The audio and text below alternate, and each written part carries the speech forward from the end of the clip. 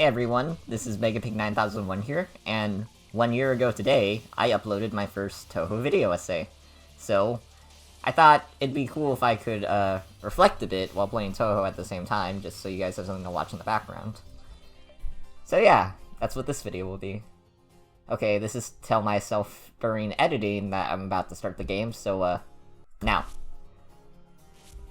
Okay then, so, my first video was... Well, my first Touhou video was... How's the transition between... How's Zune transition from, PC 98 to Windows through Touhou 6, and how Touhou 6 evolved its game design. So last year, I was still relatively new to the Touhou fanbase, so one of the things I was doing was playing all the games, which included the PC 98 games. So as I was playing them, I observed the game design, because I'm a game designer, and I was thinking, huh, it's cool how something like color can play such a big role into making the Touhou 6 feel so different. So then I had the idea to come up with the Touhou 6 video, and yeah. So with that video, some things I look back on and think, wow, I sound a lot more stiff than I do now. Like, if you compare that video to... If you compare how I speak in that video to how I speak in, like, my You and Owen is Her video, I sound a lot more awkward and unsure of how I present myself. And that's fine. Like, before that, my primary editing experience was, like, making trailers for fan games, so I still needed to get used to presenting. Yeah. The other thing I remember is some of my points in that video didn't really make sense. Like, I think at one point I talk about the color of, like, the lake's water. Like, I say, oh, look at the lake's color here and look at the lake's color there. It's not that different. But then if you look at the footage, it is really different. This YouTube comment I got the other day kind of summed it up well with the lake part, at least. So yeah. There's a few things where it's like, now I would have done it differently, because, like, some parts of the script didn't make sense. But, overall, I'm still pretty happy with how that video came out, because... I think I got 100 views within a week from that video, and my channel wasn't made up of, like, any Touhou fans whatsoever besides one of my friends, so that meant it hit the algorithm decently, so I was happy. So then my next step was, the Pride Jam video, which was Pride-themed Touhou fan games. So with Pride Jam, I was watching a Touhou channel, and then they had a video about how Pride Jam was happening, and I'm like, hey, I'm LGBT. I'm a game designer, maybe I could make something. The problem was, since I was so new to Touhou, I didn't know about that many ships. And one of the only ones I knew, and also still my favorite one, was, Reimu and Satori. But, like, I don't want to ask people, hey, do you want to make a game about Reimu and Satori? Because it's such a ridiculously rare pair that it's just awkward to ask people if they want to make a game about it. So yeah, that's why, when I made Satori's Mind Games, if you don't know, Satori's Mind Games is like this 5-minute visual novel I made in literally like 18 hours. Like, I barely got any sleep to finish that. I thought of it the last day. I got someone to make a song, and that's it. But that's why that development process kind of took so long. Yeah, so, Satori's Mind Games.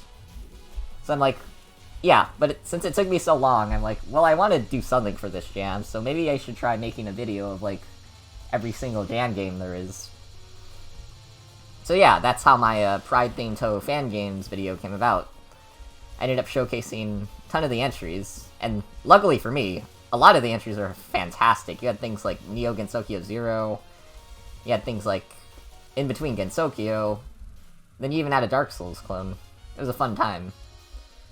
Yeah, but the other great thing that led me to was kind of the Touhou fan game Discord server.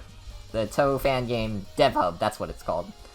Yeah, it's like a group of people who make Touhou fan games, and most of them are within the western side of the fan base.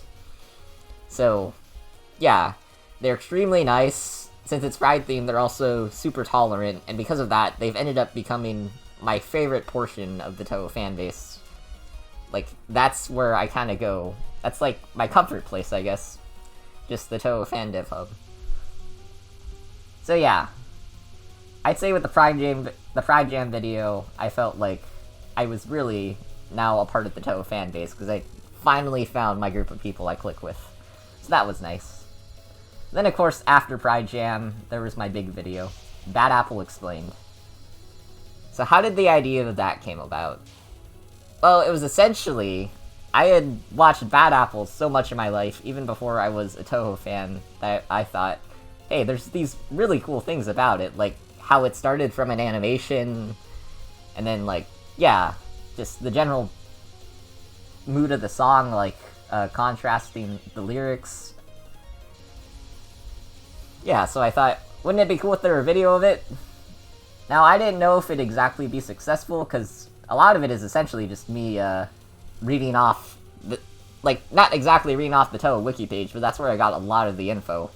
Just reading the Touhou wiki and then looking into the history of it on my own. But from Bad Apple Explained, I was kind of, yeah, that eventually, well, a friend actually told me before I uploaded the video, it's probably going to blow up, and luckily for me, it did. Thanks to Bad Apple Explained, I was able to launch my channel, which was cool. Yeah, so Bad Apple Explained, the audio quality might not be the best, but I think what really rose that video apart from others is, well, the scripts.